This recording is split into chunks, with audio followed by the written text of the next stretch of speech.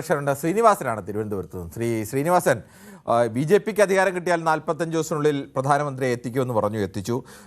വികസിത തിരുവനന്തപുരമാക്കി മാറ്റും എന്ന്, അതിനുള്ള വമ്പൻ പ്രഖ്യാപനങ്ങളൊക്കെ ഉണ്ടാവും എന്നുള്ള ഒരു പ്രതീക്ഷയായിരുന്നു ഉണ്ടായിരുന്നത്. പക്ഷേ അതുണ്ടായില്ലെങ്കിലും ബി ജെ പിക്കാർക്ക് എന്തായാലും വരവ് ആവേശം ഉണ്ടാക്കുന്ന ഒന്ന് തന്നെയാണ്. അത് എങ്ങനെ അടുത്ത നിയമസഭാ തെരഞ്ഞെടുപ്പിനെ ബാധിക്കും?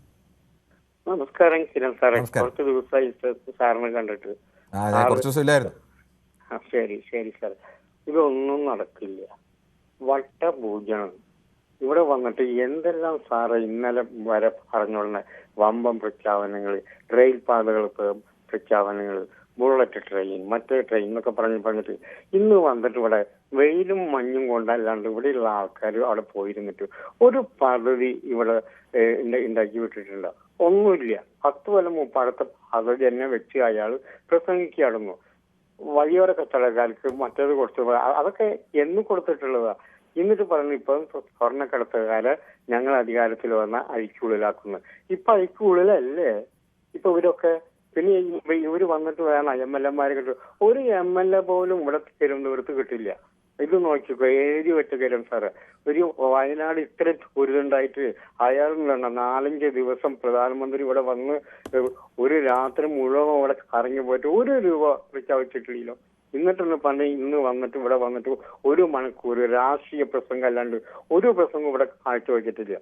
ഒന്നും ഉണ്ടാവില്ല. ഇവിടെ വട്ടപൂജൻ ഇവിടെ പ്രഖ്യാപിച്ചിട്ടുള്ളത് ഒന്നും, ഒരു പുതിയ ഒരു പദ്ധതിയെങ്കിലും പ്രഖ്യാപിക്കണ്ടേ? ഒന്നുമില്ല.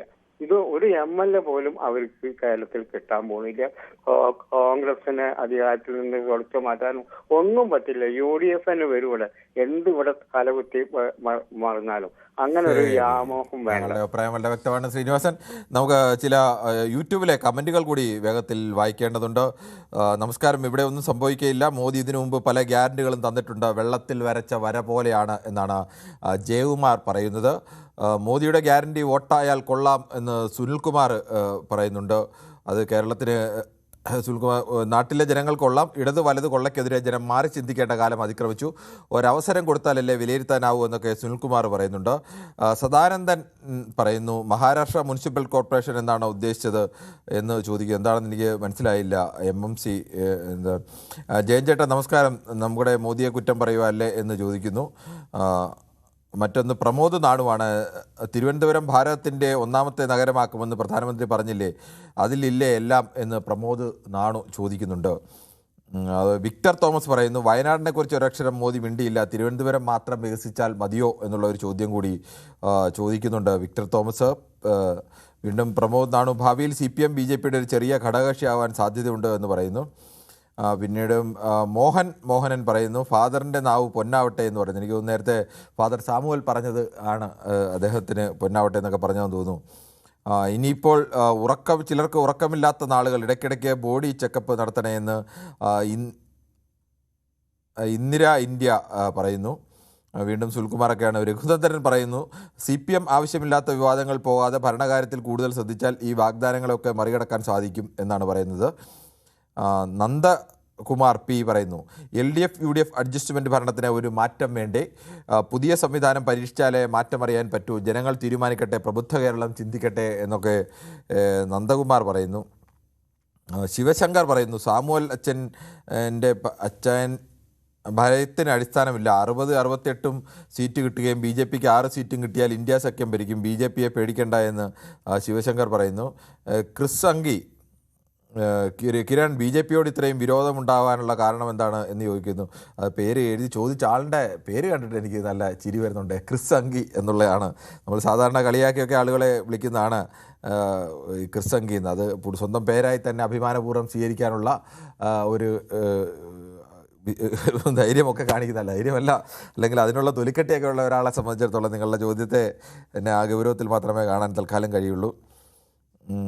BJP കുറച്ച് സീറ്റുകൾ കിട്ടിയാൽ കിരൺ കരയാൻ തുടങ്ങുമെന്ന് ക്രിസംഗി വീണ്ടും പറയുന്നത്. BJPക്ക് സീറ്റ് കിട്ടട്ടെ, അതിനുശേഷമല്ലേ നമുക്കത് ആലോചിക്കാം. മോഡി വന്ന് കുറേ വർഗീയത പറഞ്ഞുവെന്ന് അമ്പാടി പറയുന്നു.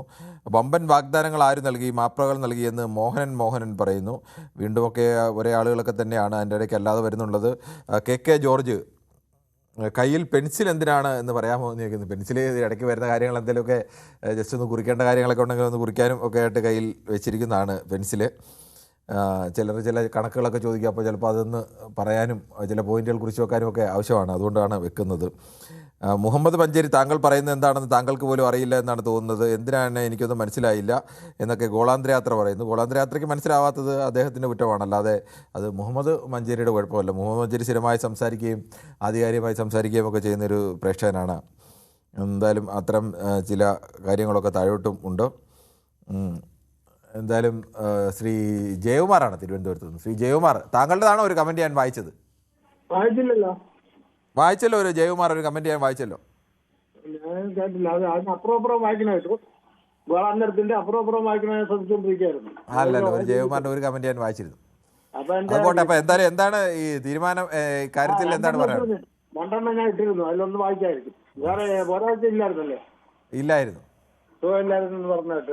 ഇല്ലായിരുന്നു. എനിക്ക് ഞാനല്ല, അച്ഛന് ഹോസ്പിറ്റലായിരുന്നു. അങ്ങനെ തിരക്കുന്നുണ്ട്, ഞാനും തിരക്കി, വേറെ ആൾക്കാരൊക്കെ തിരക്കിയായിരുന്നു. അപ്പൊ വരുമ്പോഴും ഒന്ന് പറഞ്ഞിരുന്നു. എന്തായാലും സന്തോഷം. ഇടയ്ക്ക് തിരക്കൊക്കെ ചെയ്യുന്നതിൽ തന്നെ വലിയ തിരക്കും അത് വേറെ അല്ലേ. ഒരാള് നമ്മള് സ്ഥിരം വന്നോണ്ടിരിക്കുന്ന ഒരാളില്ലെങ്കിൽ ഞാനെല്ലാം പലരും തിരക്കി, പലരും ചോദിച്ചു.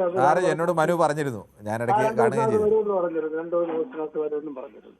അതിപ്പോ തിരക്കും, അത് വേറെ പ്രശ്നം. ഇതിൽ ചർച്ച ചെയ്യുന്നത് നമ്മളെ പേഴ്സണലല്ലോ ഇത് ചർച്ച ചെയ്യുന്നത്. ഒരിക്കലും അല്ല, ഇത് പേഴ്സണൽ കാര്യങ്ങളല്ലല്ലോ ചർച്ച ചെയ്യുന്നത്. നമ്മൾ പൊതുവായ രാഷ്ട്രീയം ചർച്ച ചെയ്യുമ്പോൾ വ്യത്യസ്ത അഭിപ്രായങ്ങൾ വരും. അങ്ങനെ വരണ അഭിപ്രായം അല്ല, എല്ലാവരും ഒരേ അഭിപ്രായം പറഞ്ഞിട്ട് കാര്യമില്ലല്ലോ.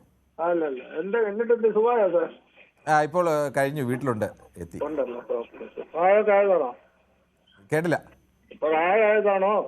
ഒരു പെട്ടെന്നൊരു നെഞ്ചുവേദന വന്നേ, അങ്ങനെ ഒരു ബൈപ്പാസ് സർജറി വേണ്ടി വന്നു, അതിനുവേണ്ടി പോയത്. പ്രായമുണ്ടോ സാർ? അച്ഛന് വയസ്സുണ്ട്, 78 വയസ്സ്. അത്രേ ഉള്ളൂ, വലിയ പ്രായമൊന്നുമില്ല. നമ്മളെയൊക്കെ പ്രായമൊക്കെ ഇല്ല. അതെ സാറേ, ഇപ്പൊ മോദിയുടെ ഗ്യാരണ്ടി ഡബിൾ എഞ്ചിൻ ഇതൊന്നും കേരളത്തിൽ വില പോവില്ല. നേരത്തെ ഒരു പ്രാവശ്യം പറഞ്ഞാല് ഒരു സീറ്റ് കിട്ടില്ല ബോഡപോക്കിന്. പിന്നെ ട്രിവാൻഡ്രം എന്ന് പറഞ്ഞാൽ അതിന്റെ സാഹചര്യം, അതിൽ എന്താണ് സംഭവിച്ചതെന്നുള്ള സാഹചര്യം എല്ലാവർക്കും അറിയാം. 10 സീറ്റ് കിടക്കുന്ന കോൺഗ്രസ് എന്തായാലും വരില്ല, ഇടതുപക്ഷം ഒരിക്കലും വരരുത് എന്നുള്ള ഒരു ചിന്താഗതിയാണ് ജനം കൊണ്ട് കൊടുത്തത്. അതിന്റെ ആ സിറ്റുവേഷൻ ഇതിന്റെ കണക്ക് പഠിക്കുന്നവർക്ക്, കാര്യങ്ങൾ മനസ്സിലാക്കുന്നവർക്ക് അറിയാൻ സാധിക്കും. എന്ന് പറഞ്ഞ ഒരൊറ്റ സീറ്റ് പോലും കേരളത്തിൽ കിട്ടുമെന്ന് എനിക്ക് തോന്നുന്നില്ല. കേരളത്തിൽ എന്ന് പറഞ്ഞാൽ മോഡിയുടെ ഗ്യാരണ്ടി നന്നായിട്ട് അറിയാന്നുള്ളതാണ്, നേരത്തെ മുതൽ അറിയാന്നുള്ളതാണ്. മോഡിയുടെ ഗ്യാരണ്ടി 15 ലക്ഷം തുടങ്ങി മോദിയുടെ ഗ്യാരണ്ടി അറിയാം. പിന്നെ നമ്മളെ വയനാട് ചൂരൽമല വെച്ചിട്ട് ഹോസ്പിറ്റലിൽ ചെന്നിട്ട് കൊച്ചിനെ കെട്ടിപ്പിടിച്ച് കരച്ചതും എന്താണ് അതിനെ കൊടുത്തത്? ഒരു ഉടുപ്പ് വാങ്ങിയുള്ള പൈസയെങ്കിലും കൊടുത്തു എന്നുള്ളത് എനിക്ക്.